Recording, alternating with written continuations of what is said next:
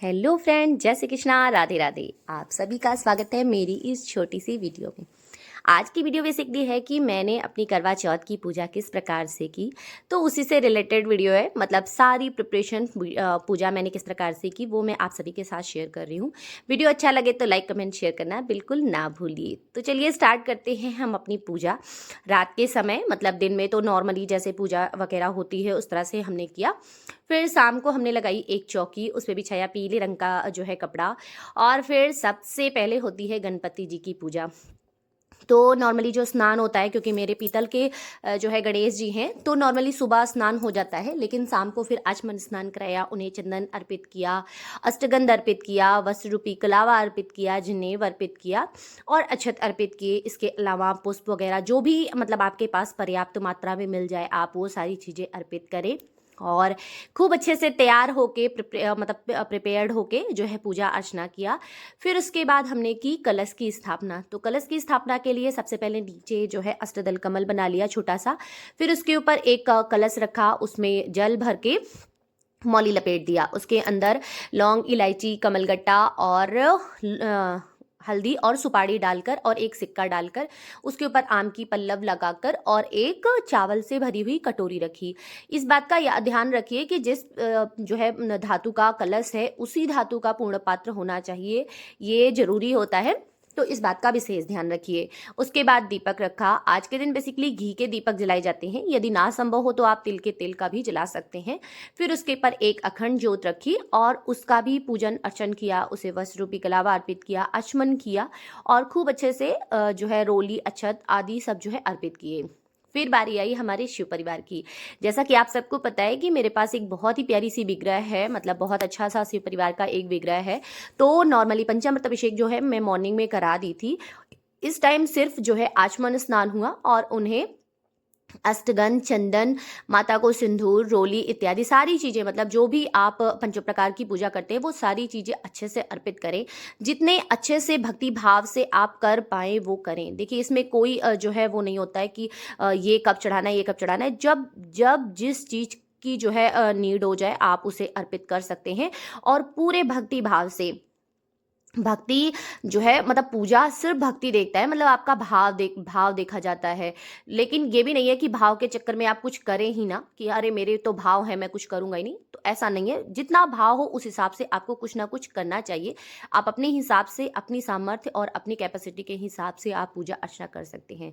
फिर तो आप सबको पता है कि आज है करवा चौथ, तो करवा चौथ माता की पूजा भी जो है आज के दिन की जाती है, जिसमें कि बेसिकली करवा माता का जो है चित्र बना होता है, 7 भाइयों का चित्र बना होता है, सूरज, चंद्रमा, इस तरह से एक पर्टिकुलर चित्र मिलता है। तो उसकी आप जो है उसका पूजा किया जाता है। तो मेरे पास एक जो है पटचित्र है, तो उसकी मैंने पूजा अर्चना की, उस पर आचमन स्नान कराया, अष्टगंध, चंदन, रोली इत्यादि से जो है रोली इत्यादि अर्पित किया, पुष्प अर्पित किए। और फिर इस तरह से 2 करवे रखे जाते हैं हम लोग के यहाँ। उस पे ऐपन लपेटा जाता है और उसके अंदर बहुत सारे लोगों के यहाँ जो है लैया चूड़ा भरा जाता है, बहुत सारे लोगों के यहाँ जल भरा जाता है, बहुत सारे लोगों के यहाँ जो पकवान बनते हैं ना, फरा, वो रखा जाता है। तो जैसे आपके घर का चलन है आप उस हिसाब से कर सकते हैं।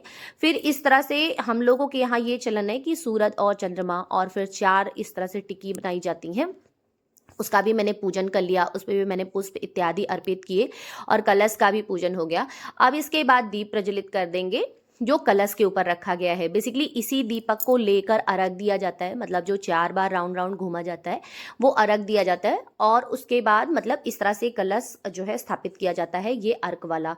फिर शिव जी पर भस्म अर्पित किया, ये मैं थोड़ा सा भूल गई थी तो फिर मैं बाद में की।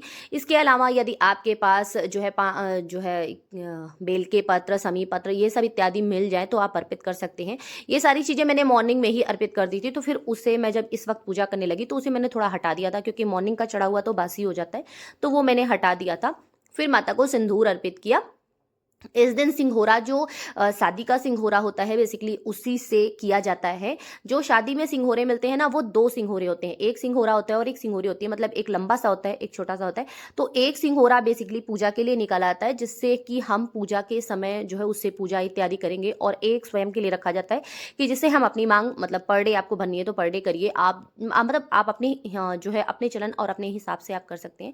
तो वो सिंघोरा जरूर से जरूर पूजा में जो है सम्मिलित करना चाहिए।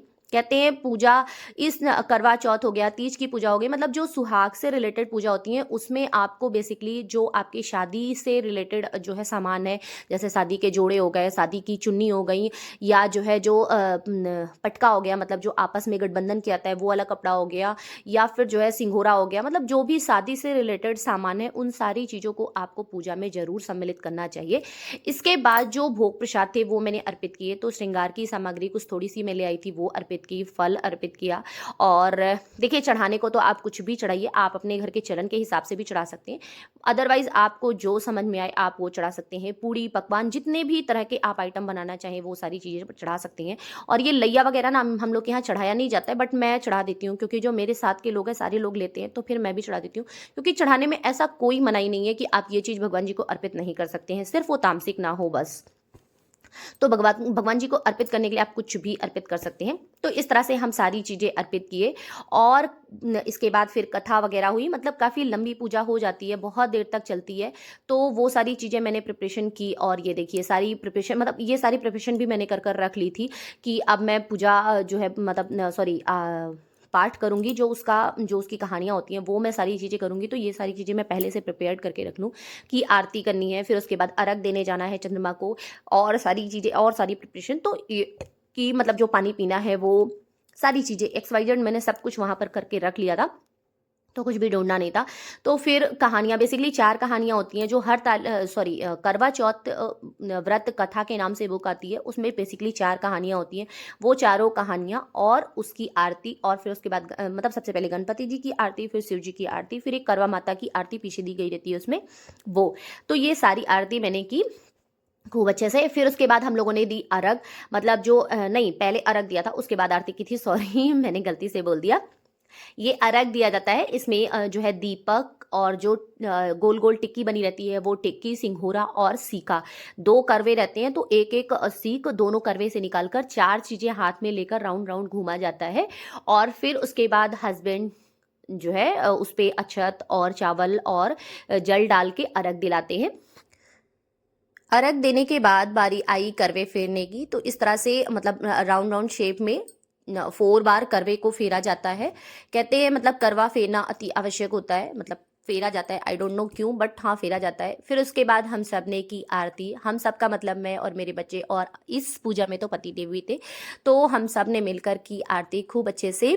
और ये सारी प्रिपरेशन मतलब जो भी मैंने पूजा जो है सारी चीज़ें की हैं वो मैंने बेसिकली आंगन में की है, अपने मंदिर के ठीक सामने मेरा आंगन है, तो वहीं पर मैंने पूजा की है, क्योंकि इसके लिए राउंड राउंड गोल गोल घूमना रहता है, मतलब जो अर्घ देने वाली बारी रहती है, तो वो मैंने बाहर आकर की आंगन में की, ताकि मुझे वो अर्घ देने में प्रॉब्लम ना हो।